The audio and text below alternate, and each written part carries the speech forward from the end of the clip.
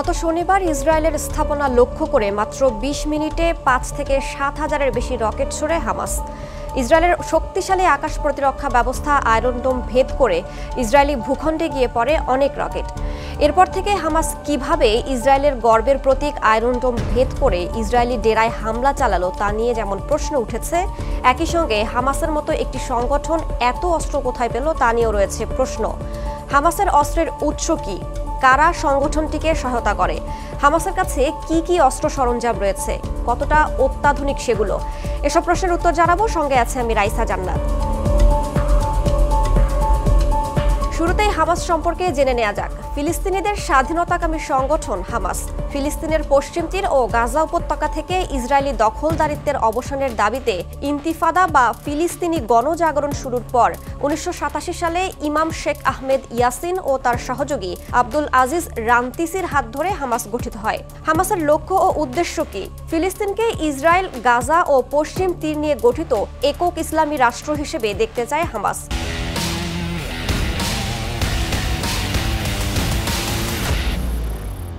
এছাড়া ফিলিস্তিনে বিভিন্ন সমাজ কল্যাণমূলক কর্মসূচি পরিচালনা করা, বিশেষ করে ইসরায়েলি দখলদারিত্বের কারণে ভুক্তভোগী ফিলিস্তিনিদের কল্যাণে কাজ করাও হামাসের লক্ষ্য। ২০০৭ সাল থেকে অবরুদ্ধ গাজা উপত্যকা রাজনৈতিকভাবে হামাসের নিয়ন্ত্রণে রয়েছে। প্রায় ৩৬৫ বর্গ কিলোমিটারের গাজায় ২০ লাখের বেশি মানুষের বাস।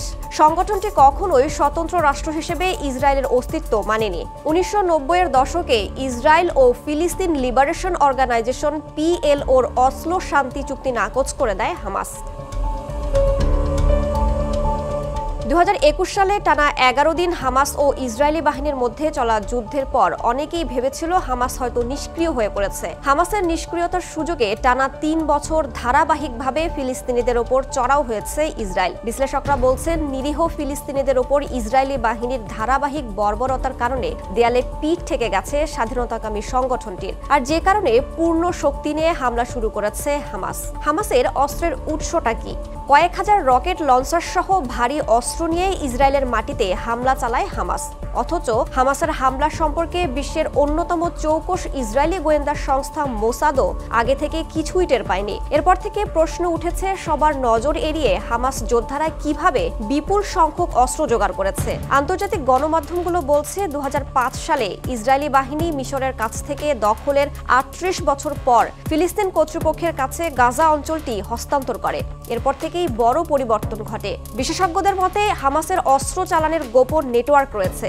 ২০০৫ সালে ইরান, সিরিয়ার কাছ থেকেও অস্ত্র পেতে একাধিক সুড়ঙ্গের মধ্য দিয়ে একটি গোপন সরবরাহ লাইন তৈরি করতে সক্ষম হয় হামাস। এই লাইনের মাধ্যমে ইরান ও সিরিয়া থেকে রকেট লঞ্চারের চালান নিয়ে আসতো সংগঠনটি। এই গোপন সুড়ঙ্গ নেটওয়ার্কটি গাজার সঙ্গে মিশরের সীমান্ত এলাকায় স্থাপন করা হয়েছিল।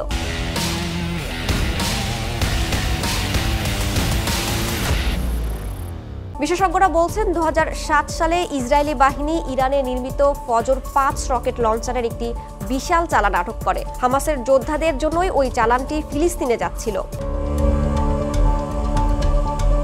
ইসরায়েলি গোয়েন্দাদের কড়া নজরদারির মধ্যেও জাহাজ থেকে উপকূলে চোরাচালান ও কালোবাজার থেকে বিপুল পরিমাণ রকেট লঞ্চার সংগ্রহ করে হামাস। ঐতিহাসিকভাবেই হামাসের কাছে অস্ত্র পৌঁছানোর একটি গুরুত্বপূর্ণ রুট সমুদ্রপথ। বিদেশি উৎস থেকেও হামাস অস্ত্র সরবরাহ করে থাকে। যেমন ইরান ও সিরিয়ার সঙ্গে ঘনিষ্ঠ সম্পর্ক থাকলেও বিদেশি আরও কয়েকটি উৎস থেকে ফজর ৩, ফজর ৫ সহ M302 রকেটের মতো বিভিন্ন অস্ত্র সংগ্রহ করে হামাস।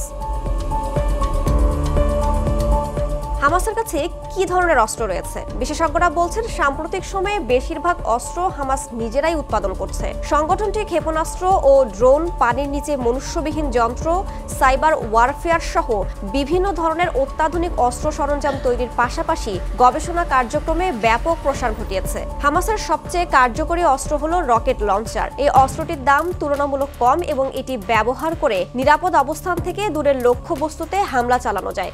২০১৪ সালে ইসরায়েলের সঙ্গে হওয়া যুদ্ধে ৪,৫০০-এর বেশি রকেট ছুড়েছিল হামাস। ৬টি আত্মঘাতী ড্রোনও ছুড়েছিল। এর আগে খোদ ইসরায়েলের প্রতিরক্ষা কর্মকর্তারাই বলেন, হামাসের কাছে ৮ থেকে ১০,০০০ রকেট থাকতে পারে, যেগুলোর বেশিরভাগই স্বল্প পাল্লার এবং ৬ থেকে ১২ মাইল পর্যন্ত যেতে পারে। দূরপাল্লার রকেটের অনেক ভালো সংগ্রহ রয়েছে বলে ধারণা করা হয়।